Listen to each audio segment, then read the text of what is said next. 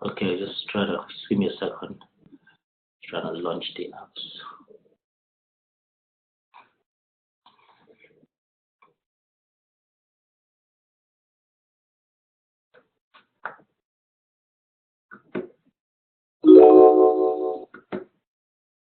Mm,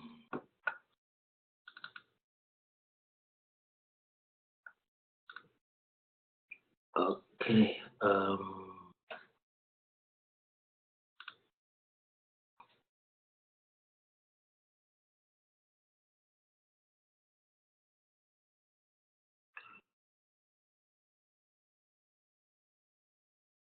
Okay. All right. So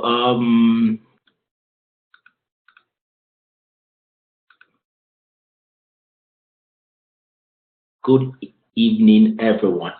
You're welcome from all around the world, UK, the US, several the different time zones. I welcome everyone once again to our platform, the My Billions Trading Traders platform. So we've looked at a couple of things in the past weeks, a couple of strategies. We've worked at a couple of strategies. We looked at different elements of trading, support and resistance, trading trend lines, trading breakouts, flag patterns, which is one of our mostly used patterns. We looked at how to apply trailing stop to our trades, which is very much what we use when we are in profit so as to secure the bag before we get knocked out of positions in a loss. We also looked at partial close as taking partial profit or partial loss. Maybe we have like a standard lot size open, you can close a portion of it, maybe a mini part of it, a micro part of it, or even half of it. So also looked at how to trade news. We looked at it two strategies that are involved, either doing the my billions like kind of LBO like kind of strategy, or you simply trade along with it.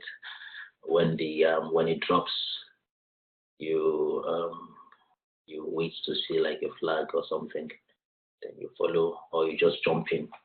That's another strategy that I used to use when I see it coming down. I just jump in, and then it writes down, and then I close it out. But that's more of a gamble. The kind of gamble strategy because it can turn against you. So also advised us not to play around with NFP news. This is one of the very volatile news, US news that we have. So we advise people not to bother trading on that day, give themselves a holiday. And that particular moment when we have NFP, because it's very volatile and can end people's accounts, trading careers. So we also looked at crypto, how to trade crypto. This is one of the very popular instruments right now in the market. Everyone is trading. There are different types of it. There are different coins, different tools under crypto. Bitcoin, Litecoin, IOTA, Ripple. There are different types of it. So we looked at how to trade it. Some of us have been making a fortune. There's one of us here that's really, really been very successful with trading crypto. I don't want to mention name because she has said not to mention her name. So, yep. And today we were going to look at supply and demand. Supply and demand. And also look at the LBO.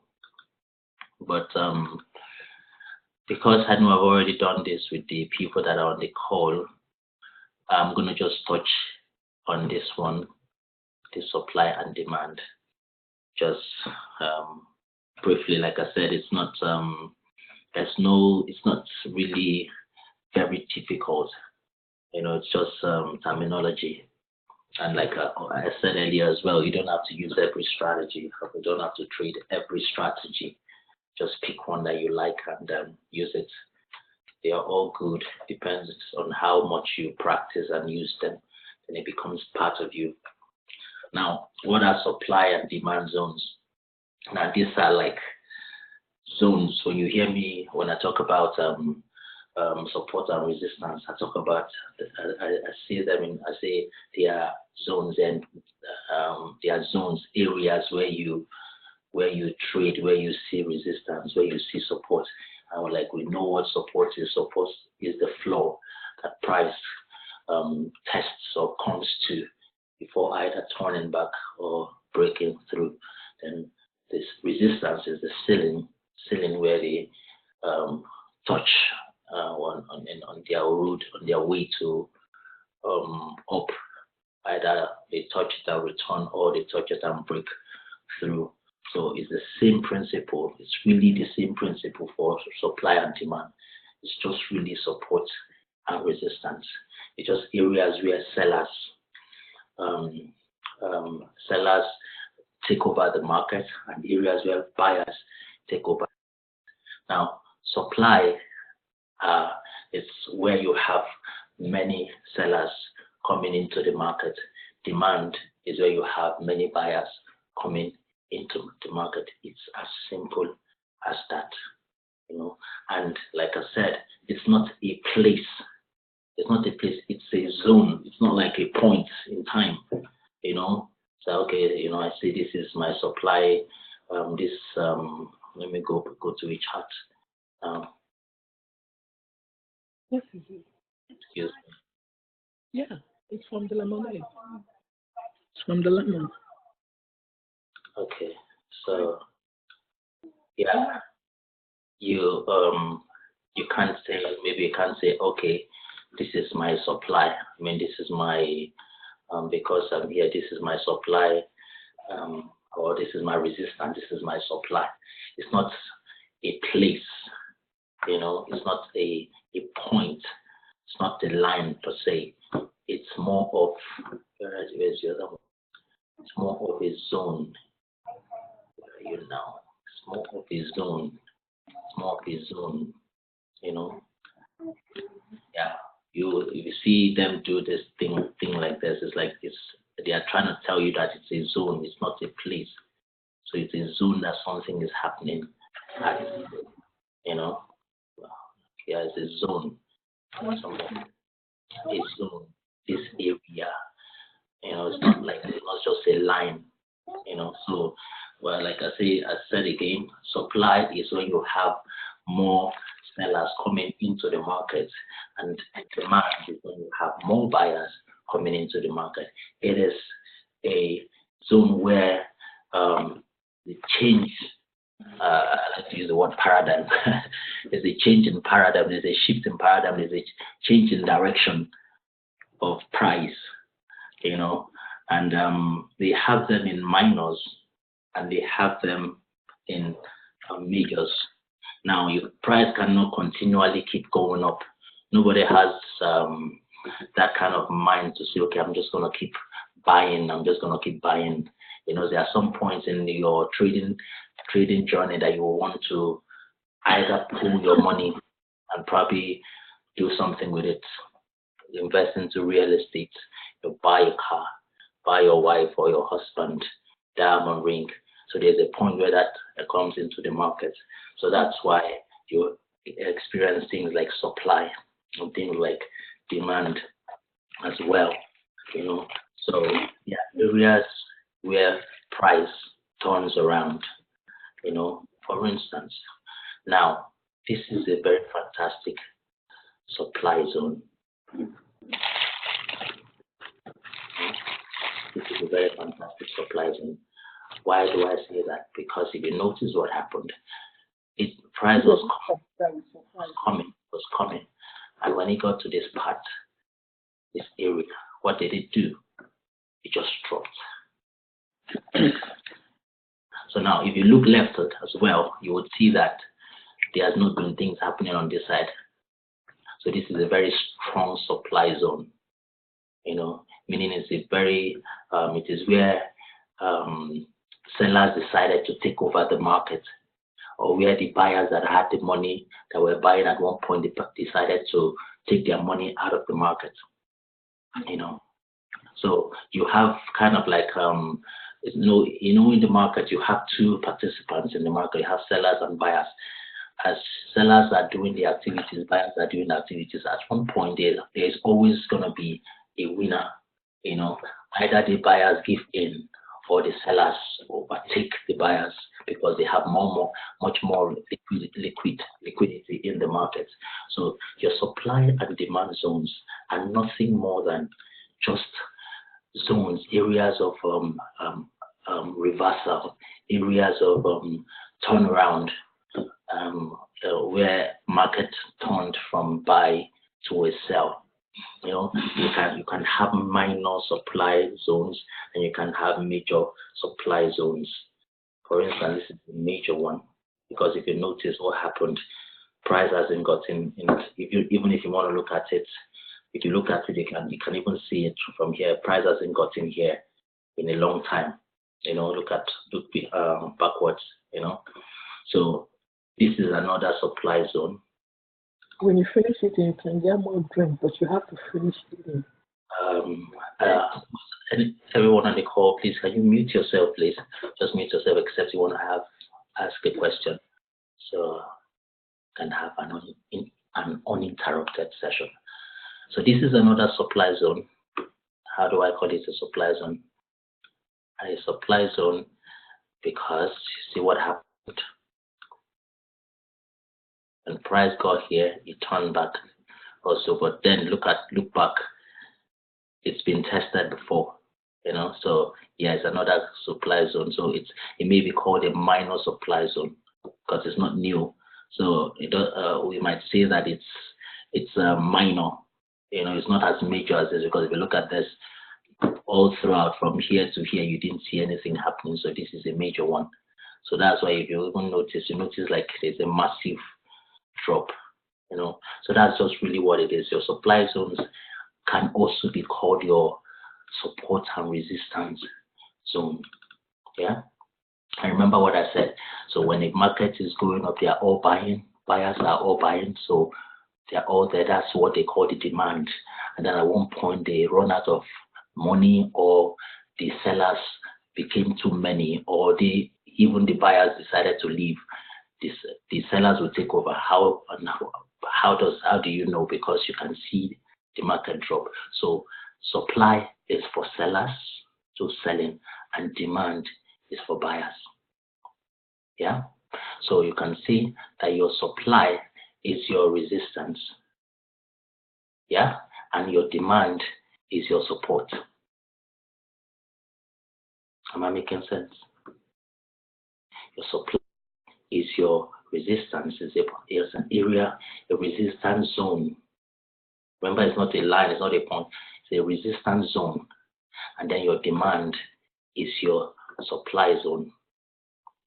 So meaning your demand is area when who took over, when the buyers decide to take over. Yeah? So that is the area where the buyers decided to take over the market. Now, this may be a good supply demand zone. This thing is always difficult to pick up.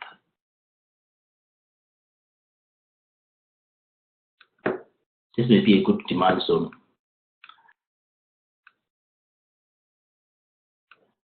How do I know that? Because buyers were strong enough to be able to take over this market. See what happened? It was coming down. Yeah? It was coming down. But maybe the sellers decided to take their money, or we had more buyers in the market. So they had a turnaround. Price came to this point and then did a turnaround, did a reversal. So buyers took over. So the reason why I'm teaching you this is not that that you can really bother yourself about it. It's just for your own knowledge, just to have another side of a different kind of knowledge. No knowledge is lost. Because when someone speaks, when someone talks about it, you don't want to sound novice. You don't want to not know, because the more you know, the better you're trading. So you don't want anything to give you concern, to worry you. Okay, what does this one mean? What does this one mean? If you're like me, you would not feel very good if you keep hearing people talk about it and you don't know what it is. So even if I'm not going to use it, I'd like to, I don't want to be I want to be in the know, just in case. So that's just what it is. So this is your demand zone, where buyers came in and took over, or you can call it your what? Your support. This may be forming another demand zone. Why? Because when the price came to this point, what happened? This zone, I would say, what happened? The buyers took over. Or either the buyers took over, or the sellers, they ran out of money, or they decided to take their money. Why? Because they probably noticed that happened here. Something they had sellers, buyers take over here. They probably felt, okay, buyers are going to take over again. Or it's all psychological. The market is psychological. Let me run out. And by doing that, what did it create? It created another another demand zone, or another support. So your supply and demand are just your support and resistance. Your demand, your support, and your supply, your resistance. If you want to write that down, you can write that down. Your demand, your support, and your supply, your resistance. Demand for buyers, supply for sellers. Just look at the word supply. Who are the people that are supplying? Should be sellers. And who are the people that are buying? Demanding, buyers. That's just really what it is. It's just maybe becomes confusing when you put the word resistance and support into it. I wish they could turn it around so that supply would be support and then demand would be resistance. So that we can use S for supply and S for, but it's just the other way around. So your support is for your demand and your resistance for your supply. Very, very key. You can always can look for more of it. Can you already see another demand and supply zone here? I can already see it. Shapes. Look at here. A strong demand zone. Why? Because look at all throughout here, there was nothing happened. And look at that surge down. This is another demand zone, but they may be minor demand zones, because what happened? You had what's it called? Prices going there, returning, going there, returning, going there, even tried to break through, return. Now, one thing I also want you to understand is that if an area or a zone is constantly tested, if, for instance, if this price came to this point and there was nothing else on this side, this would have been a fantastic place to jump into the market, because you would have made a lot of money, because it's not been tested before. So it means it's a high probability area or high probability zone, for trading, for you buying or selling the market.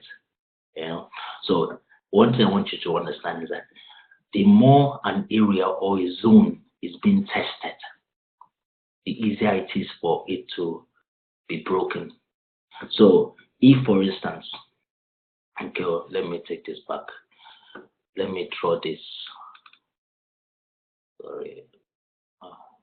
Okay. Let me bring this way. So look at this area. Remember what I said, the more a zone is tested, the easier it is for it to be broken. So the buyers came here, they tested, they couldn't break through, the sellers took over, they came here, did the same thing, sellers took over, came here, did the same thing, even came here, they kept trying.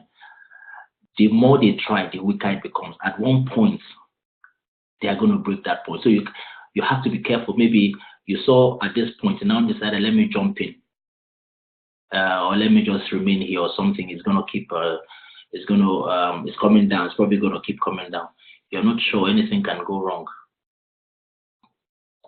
Because look at what happened. So instead of it dropping as it did other times, they tried again, and this time around, you might have entered and thought it's gonna come down like it did before.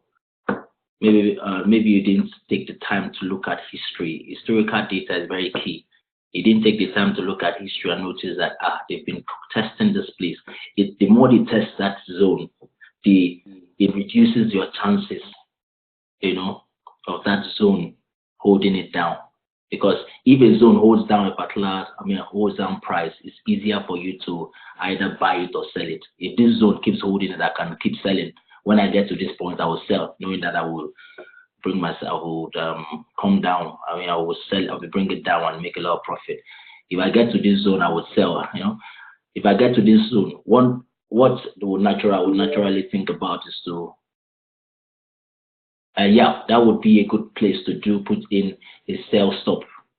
This zone would be a good place to put in a sell stop. Some people will want to do that. Maybe price is here, they already put their sell stop here. Then they'll write it down when it clicks there. They do the same thing. Some people just do that, just trade zones, trade supply zones, So you would have just done that. But then before you continue putting your sell stop there, just look at historically what has been happening. If you see multiple tests of that zone, be wary of it. It's getting weaker. It may be broken, because sure enough, price broke it. And that zone that was once a resistance zone, or that was once a supply zone, what did it become? Became support or a demand zone. Why? Because the buyers took over. They broke through it and it took over and they started trading. You see? I don't want to confuse you so much, but if you watch it a couple of times, it might come to you, you might understand it, but don't really confuse us. Just understand supply and demand zones as your support and resistance zones, but they are major ones.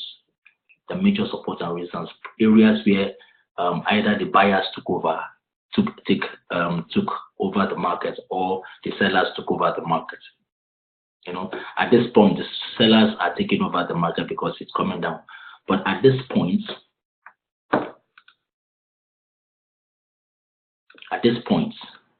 or this area, I should rather say, the buyers are taking over the market. Why? Because it's going up. When price comes to this point, what happened? It goes back up. It comes down, it goes back up, comes down, goes back up, comes down, goes back up. That's what is happening. So the buyers are taking over. This is your demand zone. Demand, like I said, is an area or a zone where the buyers are taking over the market, or there's a reversal in the direction of the market to in favor of the buyers. So that's the demand. Then your supply is a change in direction in favor of the sellers. So buyers are coming in, then there's a change in direction in favor of the sellers. The sellers meaning that they are now coming down.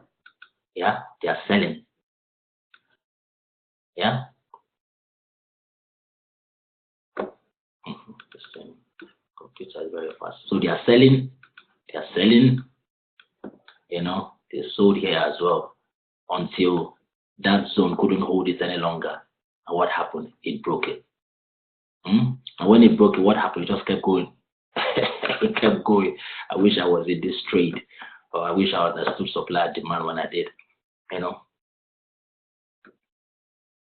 So one thing you have to also bear in mind is that when you are trading, because some people might ask, how do I trade supply and demand? Now, what you want to do is the same way you trade support and resistance. Wait for a break. And if you see a break, what you want to see, the rule for trading support and resistance is when there is a breakout, wait for a retest and then write. I know some of us are not always very patient, including myself.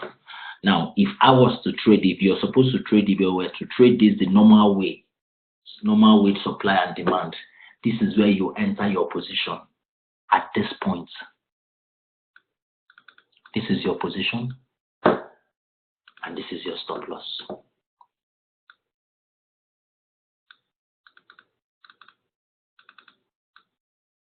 This is your position. This is your entry zone. You buy at this point, not at this point. Normally, we try to buy at this point. Everybody does that. High inclusive. But then what tends to happen is that we get massive drawdown. By the time we go here and the price down starts coming, you want to say, hey, Jesus, either we jump out of the market. That will have made a massive loss, because this is a massive, okay, let's assume you were even in a 1 hour time frame. You would not want to stay in this chart anymore. You jump out because it's coming back to your entry zone. You will have lost how much. So you don't enter at this point because it's going to go up and it's going to come back down. Let it come back and test. Normal price would always come back and test the zone on a normal temperature and pressure. It will always come back. If it breaks the zone, it will always come back and test that zone. Somebody's asking me analysis on USD. I'm busy. It will always come back. Sorry about that. It will always come back and test that zone before flying. Now, if you had waited, look at what would have happened. You would have. Where is it now? I think I lost it. Okay, this is it. Yep, sure enough, if you had waited and entered at this point, look at you. That's even on a 15 minutes chart. 97 pips. No, that's not 97. This is where I got. No, it's going here now. That's 150 pips. But if you had entered at this point, I'm sure you would have been tricked into believing that, okay, this is not going to work, and then probably run out. Or if you didn't even have enough money. Because look at, if you entered here, how much drawdown did you have? None. You entered at the point where, even if you entered at this point where this line is, how much drawdown would you be having? Let me show you. You'll be having only 3 pips. Only 3 pips drawdown. Whereas if you entered at this point, this is the number of pips of drawdown you will have experienced, and that would have even made you jump out of the market. 39. So let it break out and be patient with it. How long do you have to wait? How long do you have to wait?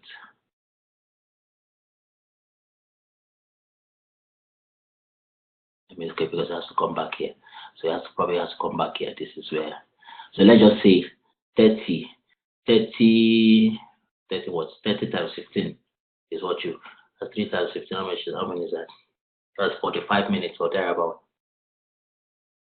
Yeah, 45 minutes. You would only need to wait 45 minutes on a 15 minutes chart to be able to patiently enter the market and make 100 and many pips. From here, because you entered here, 151 pips. Yep, so it's worth the wait. Worth it. So that's one rule. What I noticed another zone. Look at what happened there. Let's assume you were very, what's it called? Because you saw it coming to this zone, so you were afraid that it might touch that and come down. But then always look behind, look back. This zone seems very clear, so could have held it, or it could have. Well, nobody knows what the market is going to do. But look at what happened. It broke out of here. If you had gotten out of the market, if it broke out, don't enter yet. Wait till it retests. Excuse me, my tummy. Wait till it retests. I kind of did do a little retest here. It did a little retest. Then again, market can sometimes be funny. But the major retest is what it did here. So if I had entered at this point, I would have ruled this up here, 95 pips, with little or no drawdown. How much? 3 pips again, 4 pips. Yeah. So what you want to do is allow it to break out, then watch for a retest, and then ride the upside. That's really what it is. That's really how you trade. Like I said earlier, you don't have to trade every strategy. You don't have to trade every strategy. Just pick the one that you know is easier. It's easy enough for you to understand and trade it. Do it over and over again. Do it over and over again. Don't change anything because you may use it for one trade. It doesn't deliver value for you. You can say, it's not working, or let me tweak something. Let me add something else. It may be it just probably the market was just not good enough for you on that particular day. Doesn't mean the strategy is not good enough. So you want to allow it to trade it as many times as possible. I encourage back testing. I think Naomi asked about back testing this afternoon. So you want to test it. What we're doing now is back testing. So we're simply, if I was to really do back testing for this, what I would do is this: I would find out, okay, at what point is this market breakout? Take note of that. What did it do? There was a what was it called? A pullback or a retest, and how many drawdown if I'd entered here, 3 pips. All of this will have probably put it in my journal just to have an idea of what happened in that market at this point. What date? 27th of December. Okay, no, 27th of December by 6:15. And then how many pips did I get? If I was to get out of here, what happened again? This is all back testing because you're looking at historical data, so what happened in the past, and then what you put it down on your journal, because that's going to help you to make informed decision for your future trades. Like now, I'm going to watch this. I'm going to watch this trade. Which one is this? That's GBP USD. Let's see what it does. So it came to this point. And it's bouncing. So I'm just going to keep watching this and see what it's going to do in the future, if it's going to keep testing. So what it may do is that it's testing here. If you remember what I said about zones, it comes and tests. The same thing that happens for, what is it called? Happens for demand, happens for supply as well, So it can test and test. The more it tests it, the weaker it becomes. So maybe on the next test, it may break and fall down. And now, if I was to look at this in another eye, I can already see what here? A head and a shoulder trying to form. Can already see a head and shoulder trying to form. Oops. Yep. So that's for people that have, if you've traded this thing so much, there's a level you get to that you see things, they just pop out, without you making so much effort. You just see them, they just pop out, they just jump at you. Like now I can see an easy head and shoulder forming here. So I may be forced to say that this may actually come down here, break at this point, and then drop. This may break at this point and then drop. It touches here, it may break here and drop. Now, one thing, if you've been on the McBillions, what's it called again? Library, you would see a lot of things on here. I would advise everyone to go on here. I've posted so many things on here. They are really, really good resources, things that will help. But some of it is, how do you know where your take profit would be or your target would be when, for instance, the head and shoulder breaks? Your target is equivalent to the height of your head. So if that's the height of your head, and it means maybe depend. Okay, this is where it stopped. Let's just say this is where this one stopped. So that means my target is here when it breaks. Just means this is my target. This is where I would take my take profit. Now, if you want to confirm that this is correct, if you move, come now, if you move to the left, you will notice that this falls in a zone. This still works like charm. Did you notice that it falls in a zone? So it means it's an important zone. So obviously price is going to come back there, test it or something. You know? So you see, your target is actually valid. If indeed this forms the head and shoulder and breaks. So this would be your take profit. That's how many pips.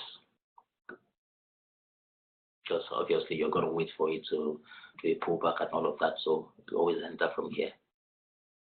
That's 104 pips.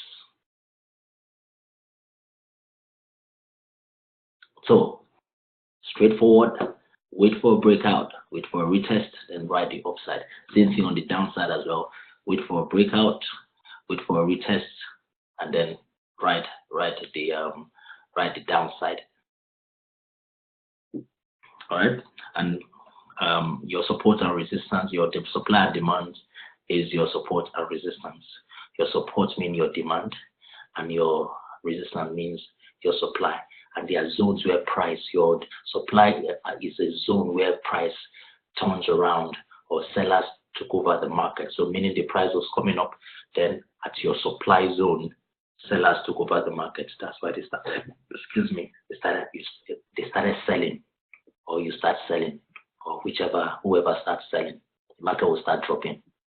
Your demand zone is when the buyers took over the market, as the market was coming from a sell, came to one point, or one area, or one zone, and the buyers decided to start buying. Demand, just what demand, the demand that they bought. Sellers are selling, they are supplying. Yep. So anytime Linda or anybody talks about supply and demand, you won't really be confused because you already have an idea of what he's trying to talk about. So they are just zones. Yep. Any question? Any question? Okay. Let me believe it. Okay. Let me believe we all understand. Thank you for me. Yeah. Now, for the other one that I have in mind, let me see. Where is it?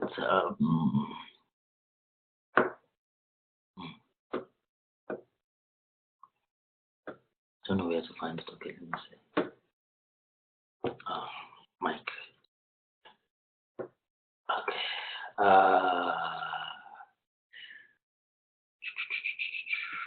Files.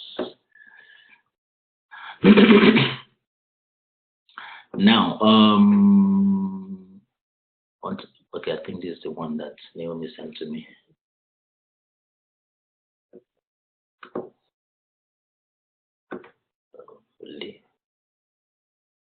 Yeah, that's the one.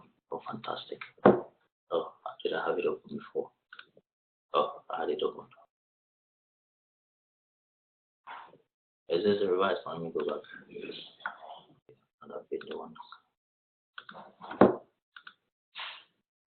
Delete. So where is it revised?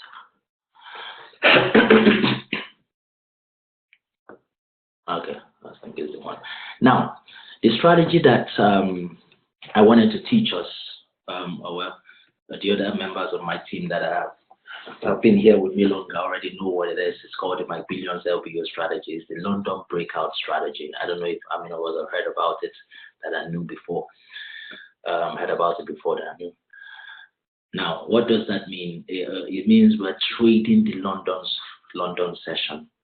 Now, during this session, there's a lot of liquidity. London session is a session that takes all of the activities that have happened in the other sessions, the money that the New York people have done and all of that. So they are trying to count the money, they're trying to process the orders and everything. So during this time, you have a lot of liquidity, a lot of money flying around. So you want to plug into it and make your own chunk of it. Remember what we said is a 5.7 now trillion industry, and that's daily. Money is constantly running, so you want to plug in and just catch your own and run out, you know. So let me see somebody, okay, would that be okay? Yeah, oh, great. So what does that mean? It means that all of the GBP pairs are your friend. All of the GBP pairs, so what you they are what you trade in that session, in that London breakout strategy. You don't trade any other session, any other pair. You only trade the GBP pairs. And other day, you have your what's it called? Okay, I already have that open. That's what I was looking at earlier. You have your GU, your G chef. You have your GPY, GJ, as we fondly call it. What else? You have your G card. Where are you? GN, our the one that we don't always like, very much like the G card. I think there's 6 of them. So GU, sorry. So that's 1, 2, 3, 4, 5, 6. Yeah, there are 6 of them. So chef, GU, JPO, GJ, NZD, GA, my favorite pair, and then card. These are the ones that you trade in the London breakout strategy. You don't trade any other thing. And it's a real simple and straightforward strategy. How many more minutes do I have? I have only 5 more minutes. Okay. All right. I wish we had started by 12.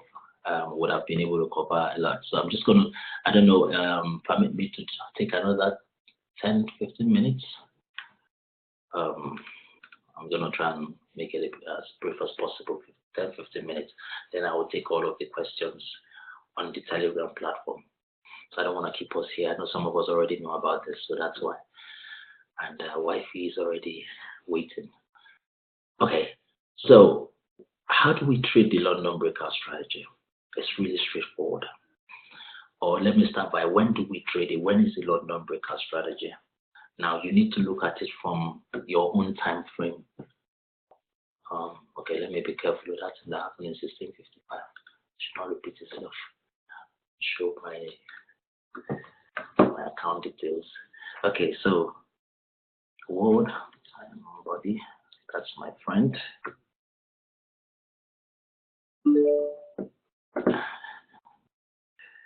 Ready? So now, okay, I already have this set up, and this is it.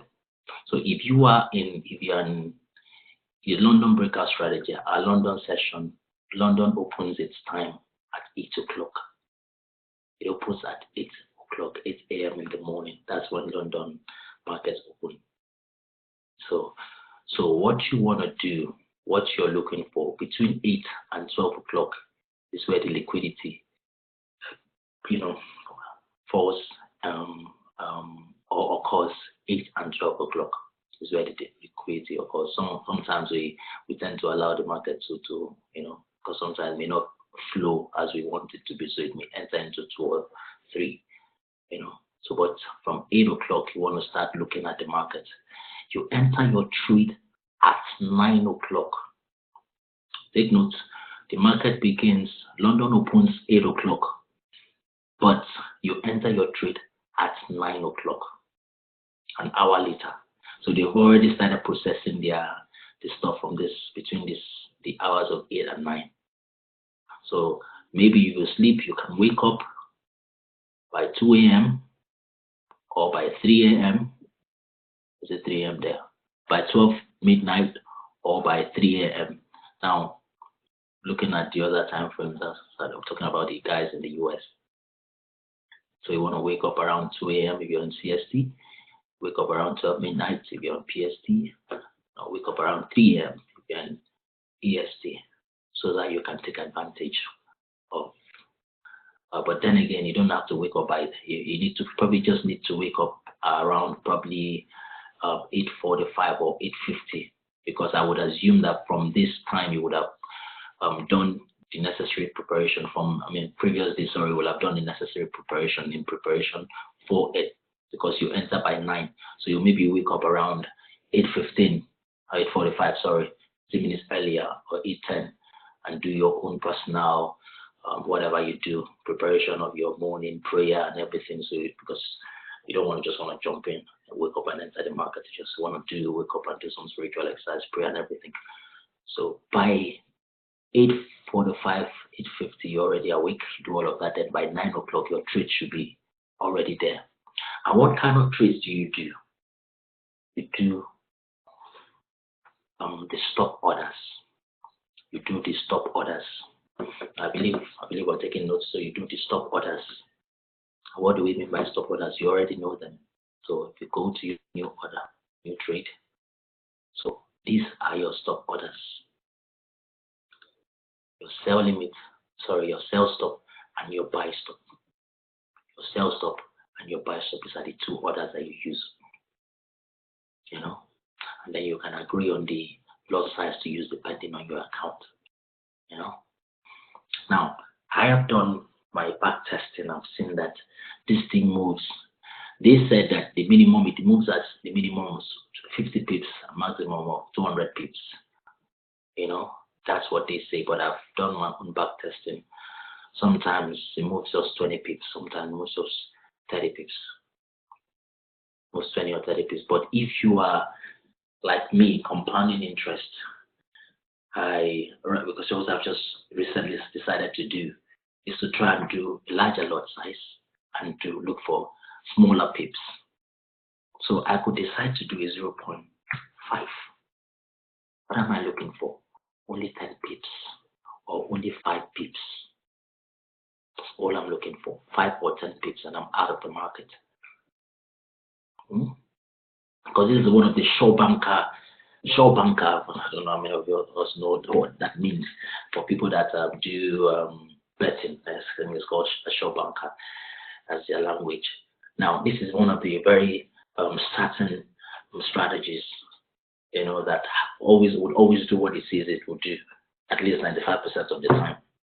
The other 5% could be maybe news will come in and then some other activities, but 95% of the time it will do what it says it will do. So how do you trade this? First of all, locate the time frame, and it needs to be on the 1 hour chart. You always trade on your 1 hour chart. 1 hour chart. Please, I hope we're taking notes. Those that need to take notes. 1 hour chart.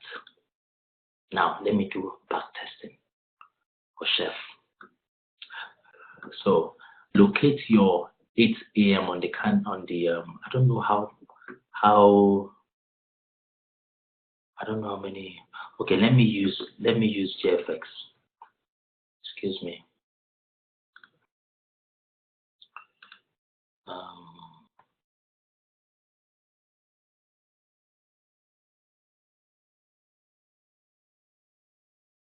Okay.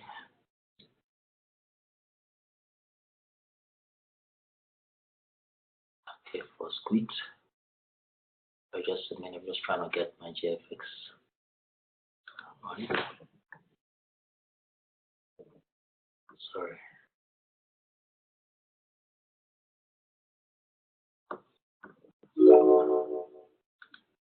Okay.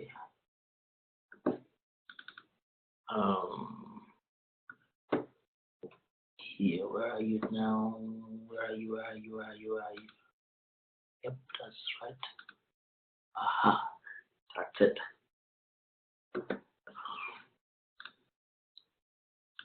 Okay.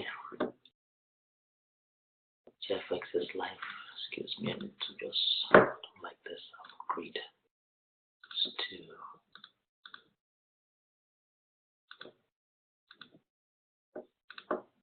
Okay. Excuse me.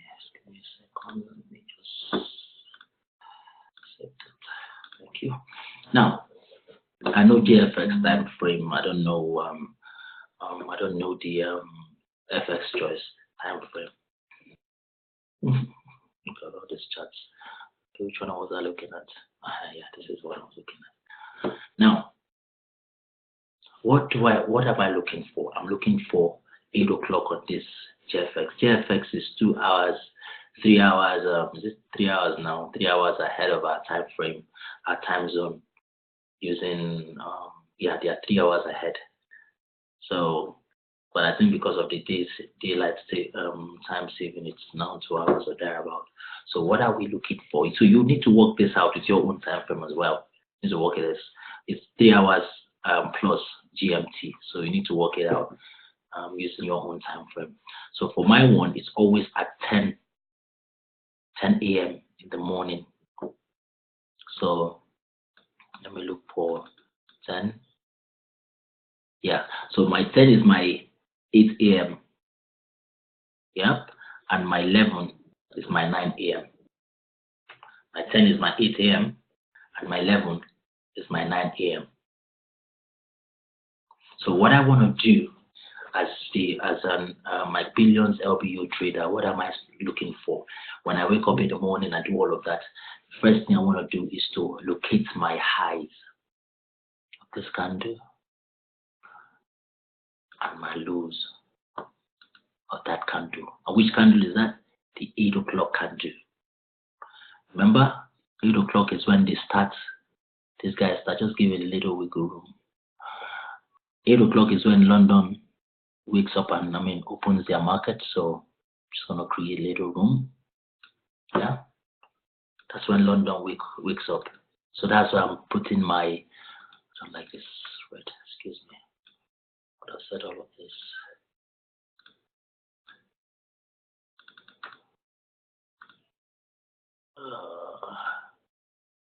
Yeah, so that's my default support resistance line.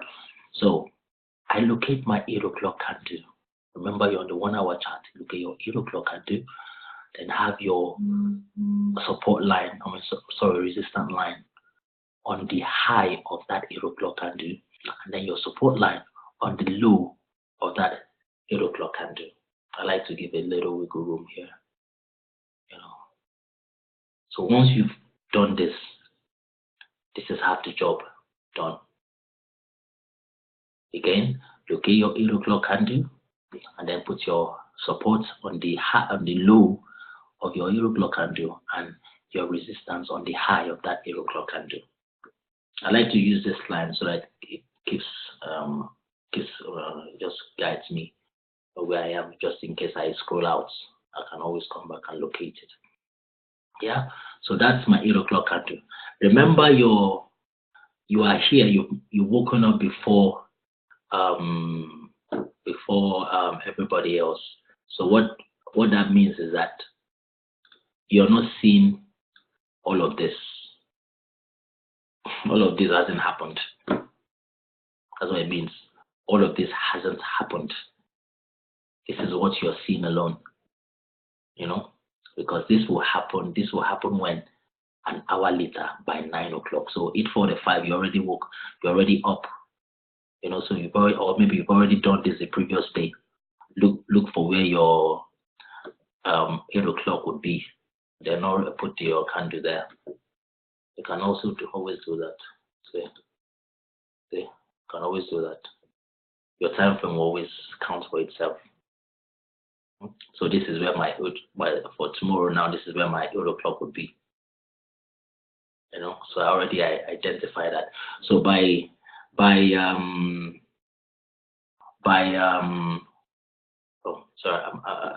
think I've confused myself. Now, this would only happen, you would only be able to locate your high and low after the 9 o'clock candle forms. Sorry. Yeah, like I said, you come in, wake up 8:45, 8:50, and wait for this candle. Because this would have already happened anyway at 8:45, it happens at 8 o'clock. It will have, by 8:45, you're just waiting. By the time the 9 o'clock candle forms, remember, you're not seeing all of this other one. This is the only one you're seeing. By the time this 9 o'clock candles form, start putting this thing together. This up and this down, this high and this low. Put it together while this is forming, because this won't move so fast. Except there is news ahead and it will shoot up and everything. But by the time this candle starts forming, and when will this candle start forming? By 9 o'clock, you've already started putting these things together. That's half the battle won.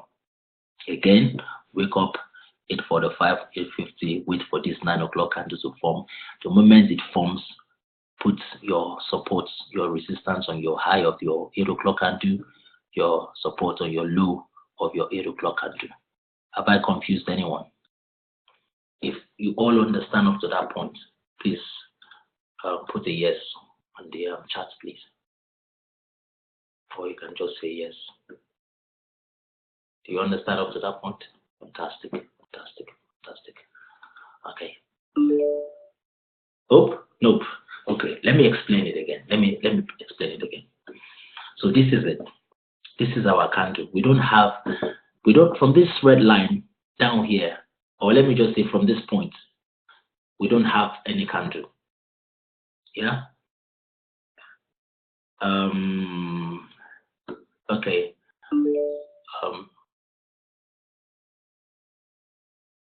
Okay. What on GFX? What time frame? What time frame are you? What time zone are you?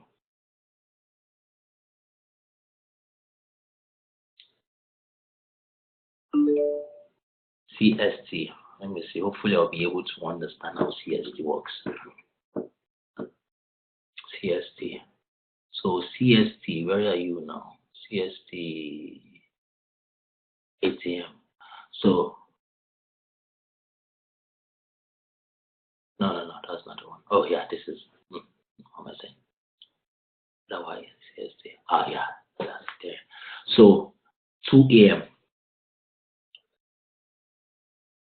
Yeah, this is it. Your 2 a.m. Your 2 a.m. would mean on. Let me see. Let me Google. Well, anyway, if we're trading together, you'll be up with us anyway. So there's no point googling anything. If you're trading together, we'll be up together. Yeah. So this is your 2 a.m. Your 8. It's actually your 8 a.m. GMT, which is your 2 a.m. If you're doing it alone, then you will really be worried about. Oh, no problem. So your 8 a.m. is your 2 a.m. candle if you're using GFX and your time zone, So what it really means is that 8 a.m. is where the time is, the normal GMT. But on GFX, it is 10 a.m. GFX, it is 10 a.m. because remember, like I said, it is now because of the daylight saving thingy, is 2 hours ahead. GFX is 2 hours ahead of us. GMT 2 hours ahead of us. So where we have 8 a.m., it is actually 10 a.m. on GFX. So London opens, let's just say London opens by 10 a.m. using GFX. London opens at 10 a.m. That's this candle here. This, if you look at it, it will show here 10 a.m. So this is when London opens its markets. I remember we're working on the 1 hour charts. So this is when London opens. So when they open, you can wake up from 8 o'clock and wait an hour. You need the candle you need is your 9 a.m. candle, which is that's an hour later, which is your 11 on your GFX. Your 11 on your GFX. You need the next candle after that 10 a.m. candle, which will happen an hour later. This is the candle you need. Your 11 o'clock candle is all you need. This one. So you need this candle to begin forming so that you can start drawing your support and resistance on the previous candle, which is the previous 1 hour candle. Do you understand it up to that point?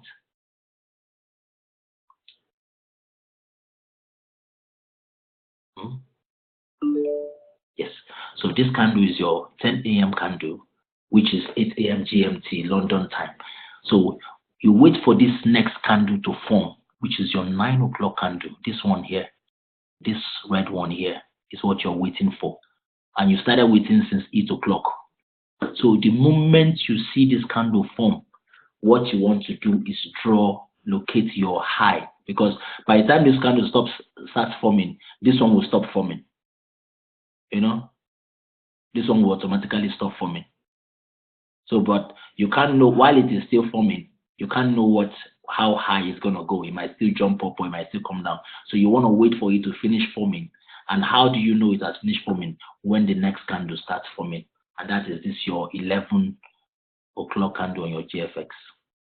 So when that stops forming, then you locate your high, draw your resistance line up there, and draw your support line up there.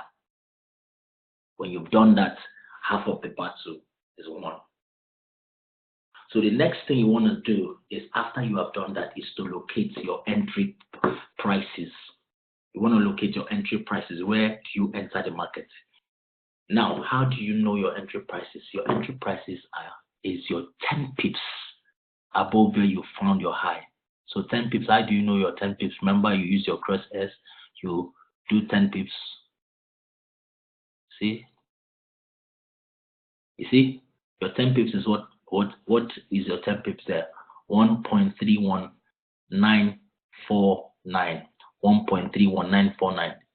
1.31949. You can even put a candle there. 1.31949. You can put a line there. 949. You can put this thing there.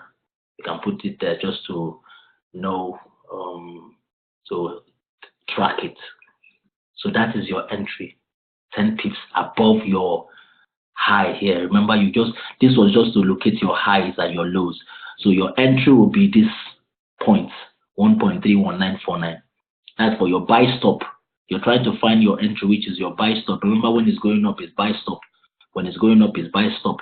When it's coming down, it's sell stop. So all you need in this trade, this strategy, is your sell stop and your buy stop. And how do you find your buy stop? Your buy stop, you locate it.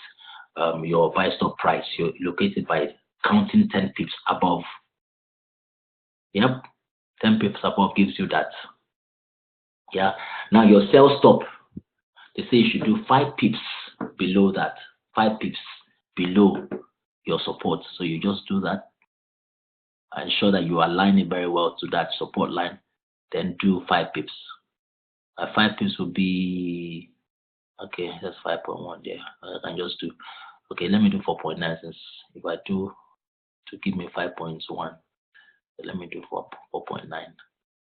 So 1.3, you're looking for 5 pips. Sometimes, okay, let me see. I think I should be able to find 5 pips if I extend it. So let me see. 5 pips is what you're looking for. So let me see if I can find 5 pips. I still can find 5 pips. Okay, let me extend it more. 5 pips. Oh, hold on. I'm looking for 5 pips to align this very well. Then draw 5 pips out. Aha, fantastic. I got 5 pips. That's 5.0, which is 1.31462. 1.31462. 1.31462. 1.31462. 62. Okay. Okay.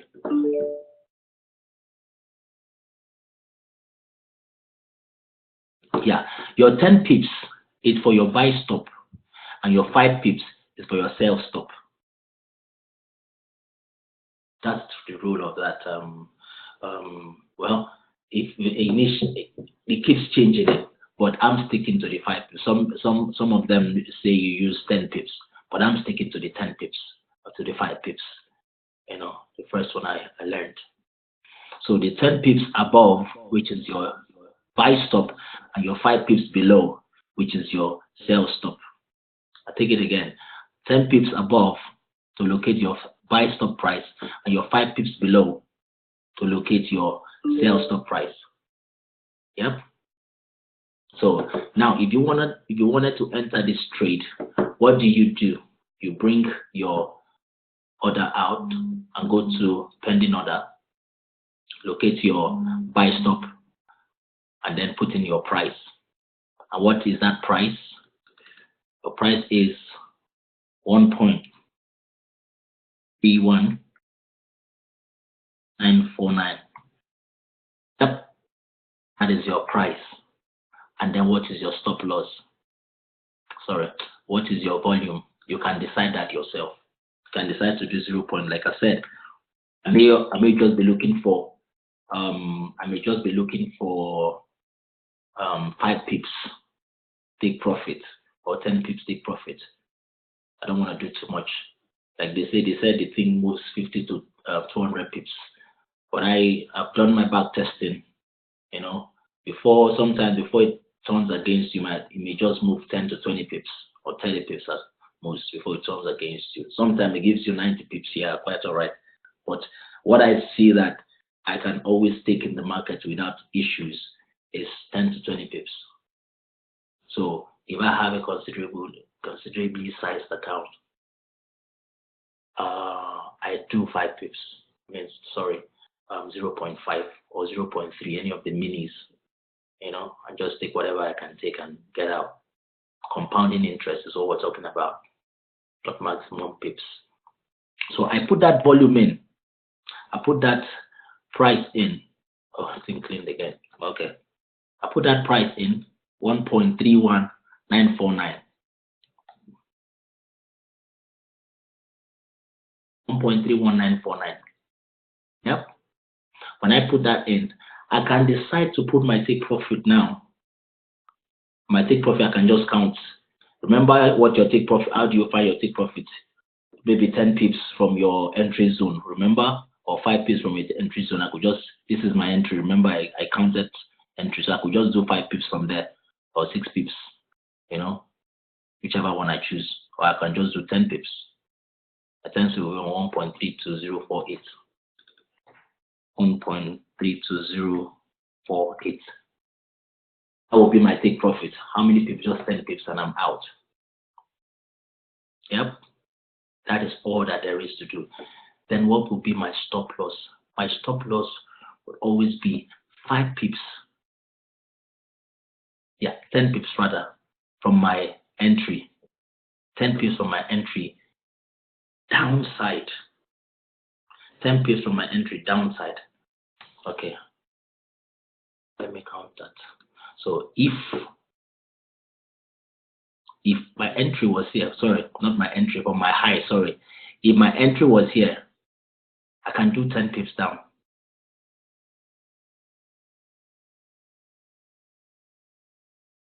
10 pips, yeah. And that will be my stop loss. Stop loss for my buy stop. So it means if this market for some reason decides to not go in my direction and turns against me, it will only come 10 pips below before kicking me out of the market. You understand? So 10 pips from my high. So if the market begins going up and it doesn't go as planned and it starts coming down, if it moves 10 pips, I would have gotten out of the market. So 10 pips from my high here, I would have gotten out of the market. But then again, why 10 pips? So that it gives you a little bit more room, because sometimes it can come up, you know, it can come down before jumping back up. Not necessarily reversing, but just come down maybe 5 pips before going back up. Now, let's say I was trading this market, you know, what would have happened? I would have entered and I probably would have made how many pips?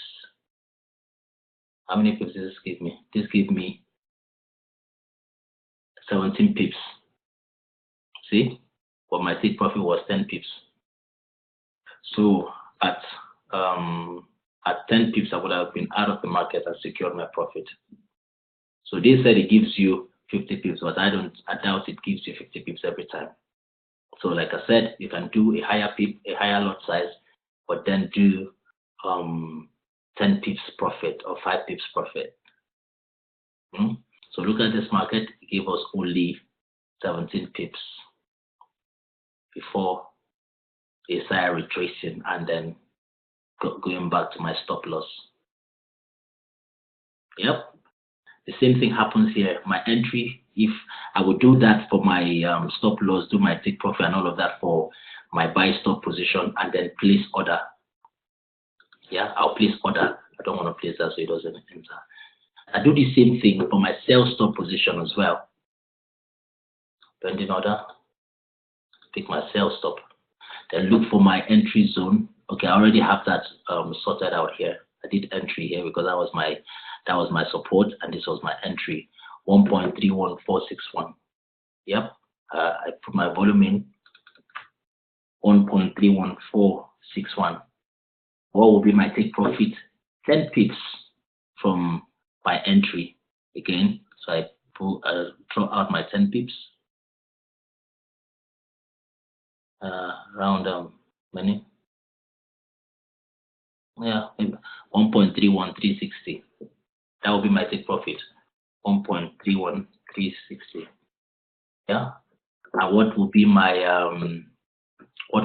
stop loss? Same thing. 10 pips from entry, opposite direction. So this is, sorry, not entry, from low, my support or my low point, or the low of that candle, the 8 o'clock candle. So 10 pips below. See, 10 pips will be that information there. 1.31612. 1.3112. That will be my stop loss. So it means if for some reason this market, instead of going up, it decides to come down, so I would take profit on the downside. But if it doesn't go, according to my what I expect, and it turns back against me, or if it kicks me into the market but it doesn't go 10 pips as I want to and comes against me to take me out, 10 pips later from my stop loss, But if you look at this market, it actually was a buy, it kicked in my buy stop. So what I need to do at that point, after I kicked in my buy stop, I have two options. I can decide to close out my sell stop, because I have two trades open, my buy stop and my sell stop. So I'm doing the two at the same time. I can close out my sell stop because my buy stop is already activated. So I let it run. Sometimes it may happen that after you take profit on your buy stop, the market turns around and comes in and gives you some money. Like, look at what it did here. It came back and it kicked me into the market. And how many pips did it give me? Gave me about 4 pips. It will have taken back all the money, because it eventually came back up there. So the moment your buy stop is activated, you want to close out your sell stop. Yeah, sometimes they say you'll just leave that open, but then you don't know what might happen. Look at, in this case, it came in and kicked me in, but then didn't profit me at all. It went back. So close out your sell stop the moment your buy stop is activated, or close out your buy stop the moment your sell stop is activated. Any one of them activates first, you close the other one out. Yep, that's number one. You can do that for your chef. Do that. It's a very, it's a fast moving trade, so you can't spend a lot of time chatting. So you need to do that for your chef. You want to do that for all of the trades, all of the pairs. You can still do that. So do that for chef, do that for JPY, do that for your card, do that for your NZD, do that for your odd as well. So either you want to do one mini for every one of them, so you can have 6 trades, 6 trades open at the same time, or 6 times 2 now would be 12 trades open at the same time. You can do that, or you just concentrate on trading only 1 or 2. Like when I used to trade at one point, I used to do only JPY and chef. But when JPY started messing me up, I maintained my my odd and my chef. Yeah, at one point I just stopped using any other thing apart from my odd, my GA. Only the GA. So all my eggs are put on GA, because GA used to deliver. So you want to do that for both, for all of the trades. What you've just done now for chef, you want to do that for all of the trades. So it means you have to, by 8 o'clock, you want to mark out all of these things that you've marked here. But really, what you really need is your up and down. When you've located that, you can just use your crosshairs here and then find but it means you have to be fast. Be able to retain numbers. You find your 10 pips here, 1.31949. Remember, and then come in 1.31949, and then come here as well. What is this one? What is it? 5 pips, 1.31462. You do that for the other one as well. Your what's it called? Your sell stop. Yep. But if you want to do it on one side, finish one side. So do that for your price. Then do your take profit from that point or you can calculate your take profit 10 pips. 10 pips. Where is it now? Where is the price? Okay. Let's assume you had this as your price. Your 10 pips would be 1.315. Is it? Yeah, 561. 1.31561. That will be your take profit. That's the number we put here. Yeah. 1.31561. Yeah. So if you have because you're adding 10 pips to it, you're adding 10 pips. How do you add 10 pips? Just remember you don't use this last number. You use only these two numbers. So you add 10 to this number, 561. It should have been 561. That got there. So 561. So that's your 10 pips take profit. And add 20 as well. So that will be 6. Here will be 661 if you want to take 20 pips. So it's entirely up to you what you want to do. But I can assure you that it can move 10 pips, at most 20 pips. It's just on some occasion that it can do 50 pips. Now that's doing it manually. Now one of our ladies here, Naomi, has created that Excel sheet for us, and which solves all of our problems. So we really don't need to think too hard. You really don't need to draw. What you just need to do is just to locate your high and locate your low. Yeah, and then slot in the numbers, and then you're good to go. It will calculate the rest of the items for you. So, but she used I think she used 35 pips here or stop loss. I would presume 1, 2, 3, 4. Yeah, she used 35 pips stop loss. Yeah, sometimes it may happen. The market may come down but then go back up. But we might still need to change this or something. Let me see if it's changeable. So we can change it to 5 pips instead of 10 pips. I'm sorry. 10 pips.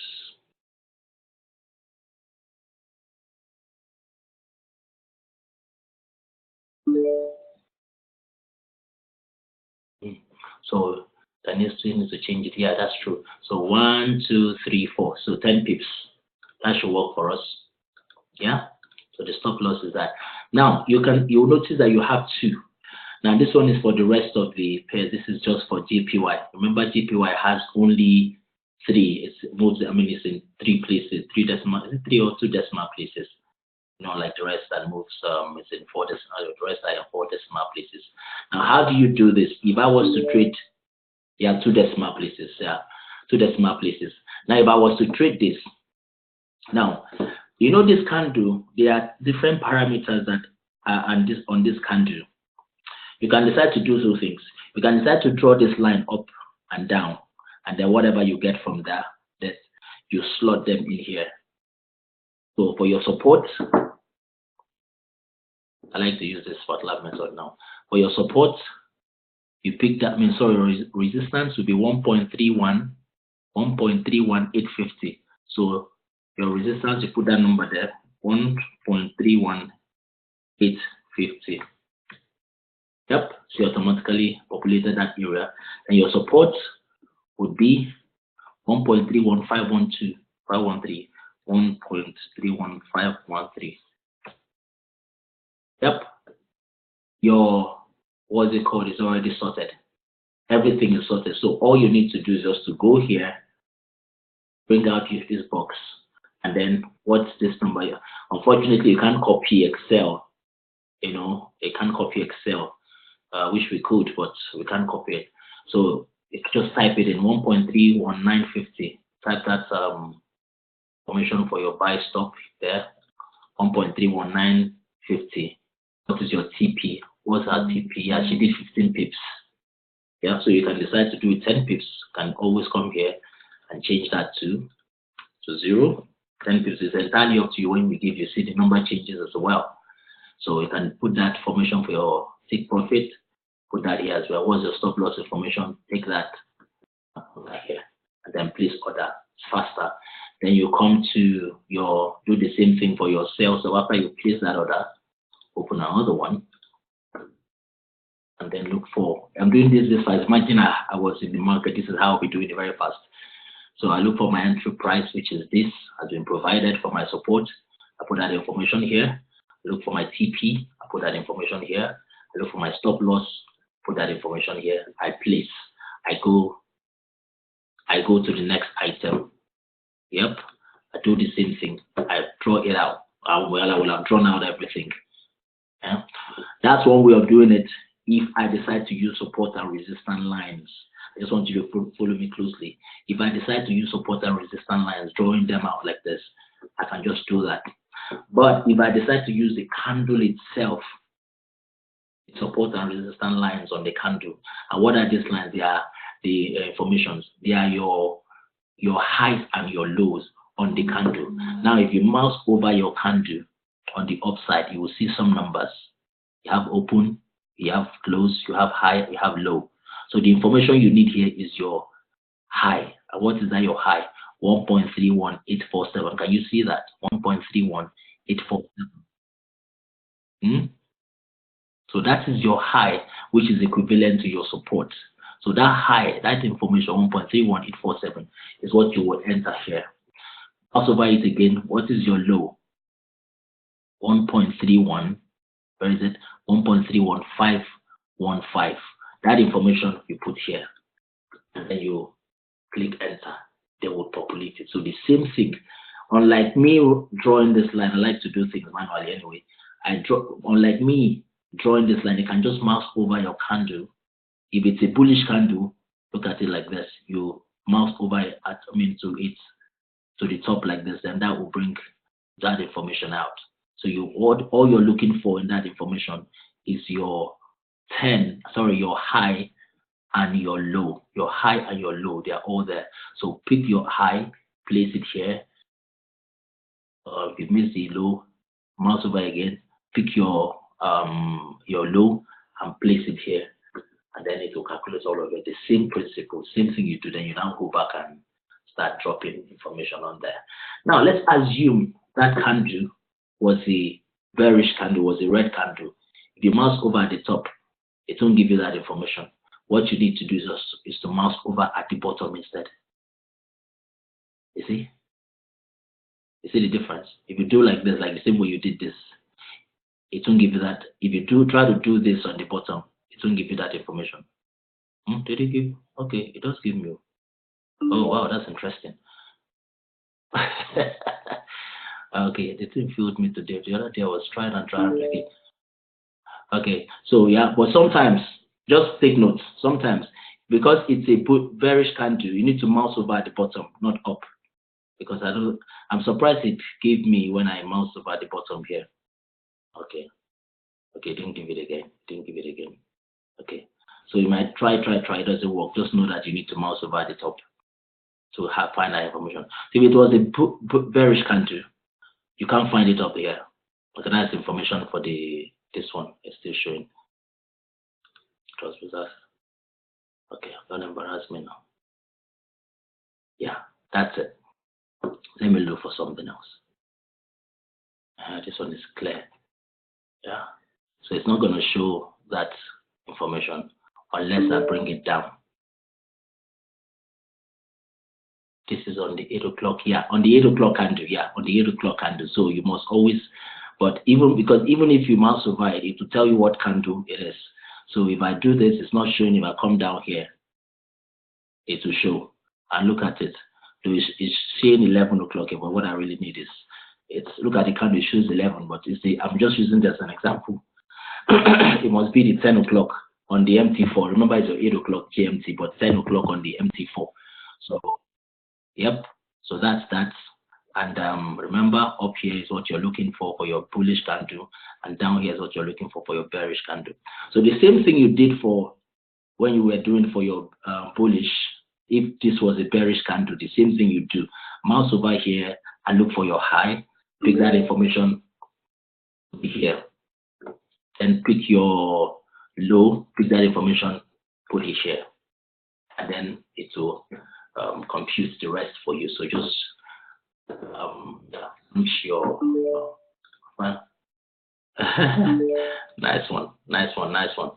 So once you found that out, look for your sell stop, and then what's your sell stop entry, pick that up, dump it here. TP, pick that up, dump it here. SL, pick that up, dump it here. Yep. So once that is done, allow your volume, put your volume, whatever you desire, then place the order. You're good to go. Now for GJ, same principle, only that it's different for them in terms of the number of decimal places. That was my Ganachi. So the same thing, look for your 8 o'clock candle. Okay, sorry. 8 o'clock or 9, well, 10 o'clock candle, I should rather say, for MT4. So look at this one. This was a bearish one. So this was a bearish one. See? That was a bearish one. So we need to let it be on the 9 o'clock. So on the 9 o'clock, then we look for the parameters for the bearish candle, the 8 o'clock candle, or you call it the 10 o'clock candle on the MT4. So if I mouse over here, I can pick it up. What's my high? 151.853. So you see why it will be 151 pip 0.853. See, to tabulate that. If I put that here, it won't be accurate anymore. We'll be making a mistake. So this has already been done to the 2 decimal places. The same thing happens when I pick up my low as well. 151.616. 151.616. And then all of that we tabulated. But mind you, remember we said your TP, maybe ensure that it's just 10 pips. And then your stop loss, maybe 10 pips as well. Oh, it's really up to you. You know, you might want to do maybe you want to do only what's it called? You want to do 35 pips as well, or 40 pips. Give yourself enough room. You know, so it's really entirely up to you. All this, when I send it to you, it's changeable. Changeable. You can change them as you please. Yep. So, okay. Any question? Don't save. No, don't save. Any question? Apart from how do we get the yeah, you're welcome. Apart from how do we get the sheets, because I'm gonna share the sheets with you, so it's not a problem. It's already on the platform, but I will share it again. So, any question? Meanwhile, this was a good trade. It's jumped, kept jumping, kept going. This thing deceived me today. I think it might drop in eventually because yeah, rallied a lot. Making the wrong trade. So be a good trade to look at.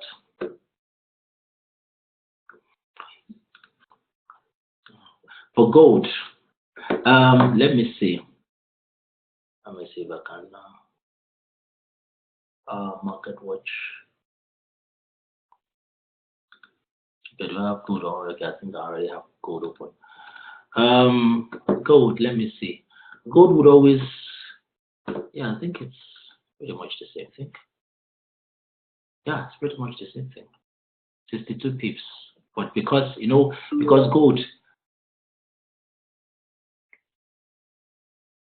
yeah, trade on crypto. Yeah, I already trade on no, you don't do, remember the rule says you only trade GBP pairs, not gold, nothing else. It's only GBP pairs that you're trading.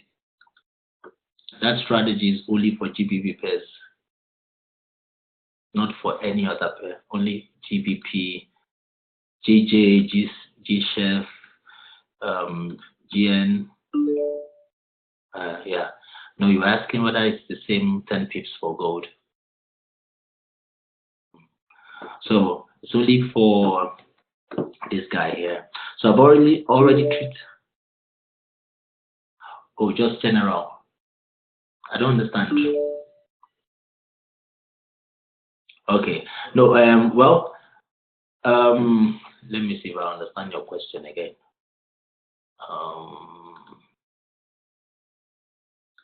Hi, Michael. Hi, Mike. Yes. Yeah, I was just asking, just because I wanted to know. I know it's nothing to do. Instead of asking no question, I just thought to ask you a question Okay, anyway. good. All right. So, Especially on calculating how to take the pips with gold. You know, we know that we deal with the 4 decimal places when it comes to other, currencies and all of that. Or with JPY, we know it's the second whatever. But I just really wanted to know, is it just by adding? If you knew, I was just asking. It had nothing to do with. yeah. Now you see for gold, it's now look at the numbers. Numbers should just tell you. Look at the numbers. They're 1.9134. So it's really 4 decimal places as well. 1, 2, 3, 4. So it's the same. The only reason why the other ones are different is because of the Japanese yen. So anything that pairs with Japanese yen is 2.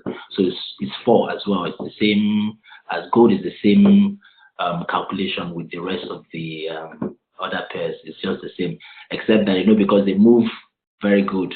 So you just only need to move a little bit, and then you have a lot of pips, counting for you. So yeah, it's the same.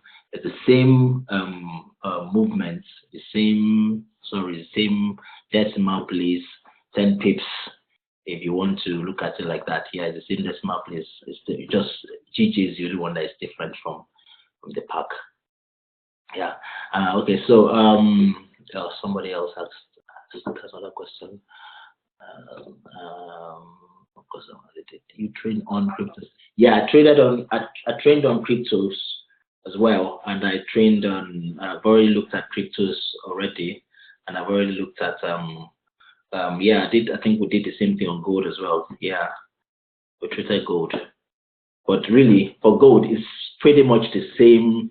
All of the strategies work for gold. Whichever one you want to use, you want to use the what's it called, the moving averages. You want to use the flag. You can even see it yourself. Look at this. It rallied and up. See, rallied up.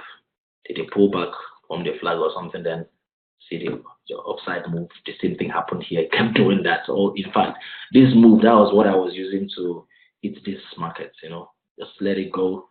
When it started doing that, I didn't really take profit. I think I took profit at this point when J-Rock asked me. Told me to. Yeah, said it was gonna come down. So I think I jumped out of this point and I missed all of that. So when I saw that move, I just kept going. You see?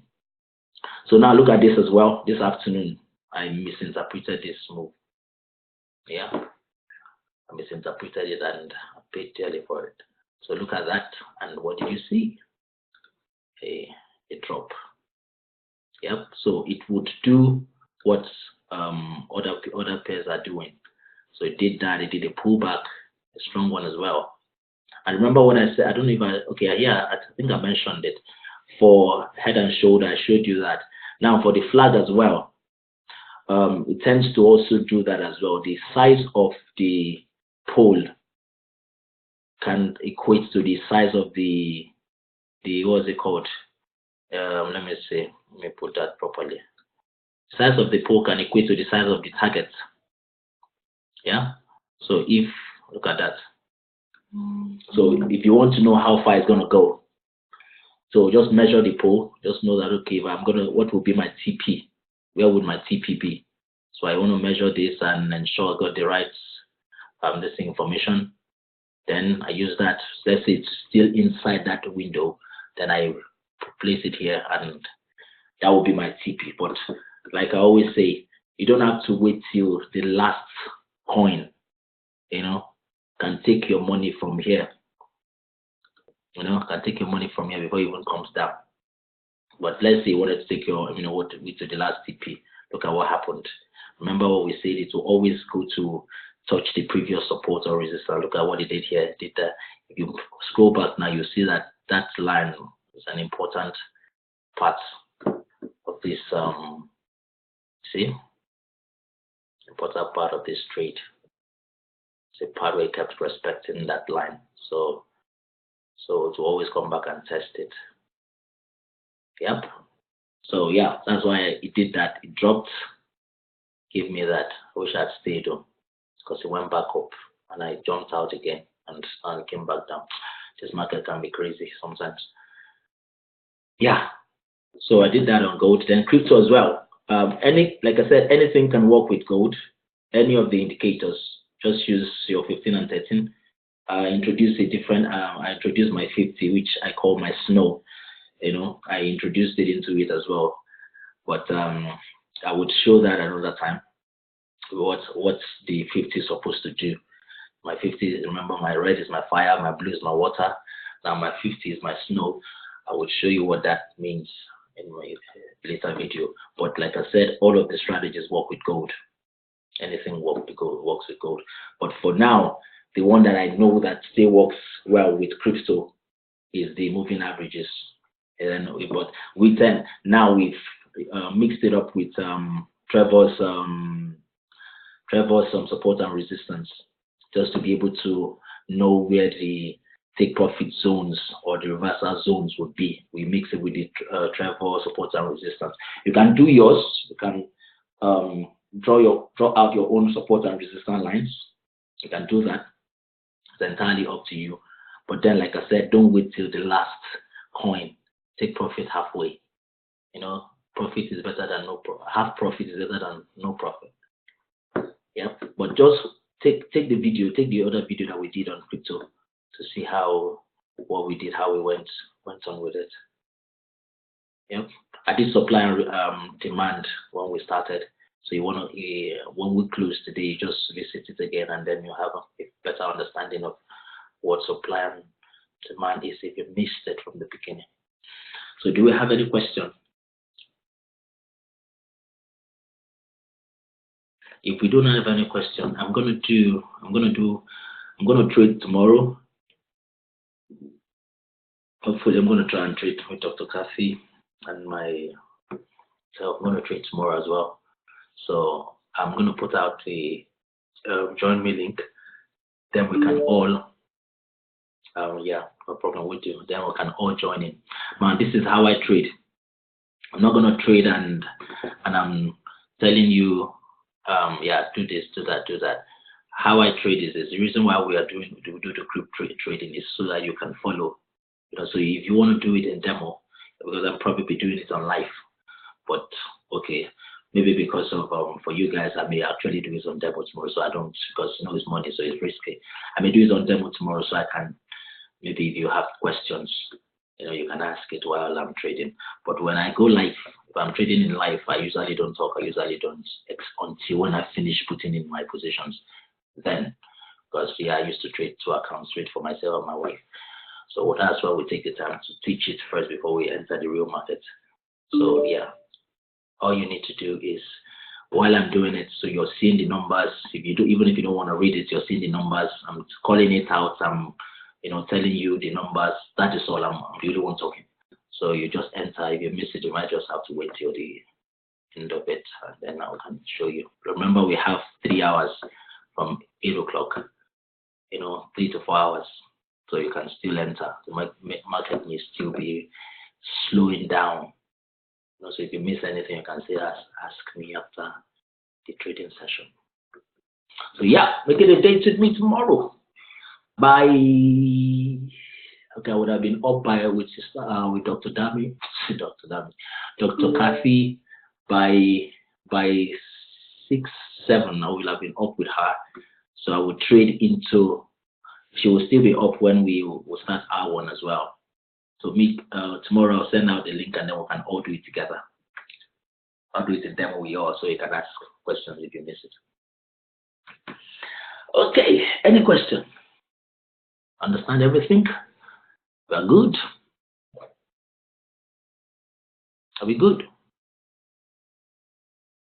Now let me know how many who are on the okay. I know that Fumi is on the call. I know that Chinelo is on the call. Who is viewer number 7? Is that Natasha or Donisha? Donisha. Who is viewer number 7, please? Okay. I guess viewer number 7 is not on the call. Oh, okay. Are you okay? So Chinelo, your guys are not here. Danisha and Natasha. I guess they are still at work. I know Danisha gets off 6. I don't know what time Tash gets out. Yeah, Natasha said she was going to be able to make it. Yeah, I'm sure they'll probably just hold on for the recording. Okay, I'll probably just I should have ended the recording. So we don't add all of these elements. Okay, anyway, so I will see you guys tomorrow. Do have a fantastic evening and night. And what time? Sorry. Yes, that will be around. I'll be up with Dr. Cassie from 6 o'clock, 6:30 or thereabout. Anyway, so but I will send out the links by 8:45 or 8:50. So you don't want us on that 6 o'clock one? No, you'll be there. You guys will be there. Mike, 8:50 GMT. Yes, please. That will be like 2:50 your time. Oh, okay, cool. That will be 2:50 your time. Okay. Yeah. Or I can even send it 5 minutes before that time, but it's just to click and join and that's all. So, but yeah, probably do it. Let me do it earlier so that just in case you have login issues. Yeah. Okay. So when will you be able to put out this recording? I want to go through it again. I'm probably going to put it out tonight. Okay, cool. I'm going to put it out tonight. I actually wanted to edit. I should have even stopped it. Oh, God. I thought you did already, too. Yes, so I thought you did. I did it. Okay, I'm going to stop it now. You just won my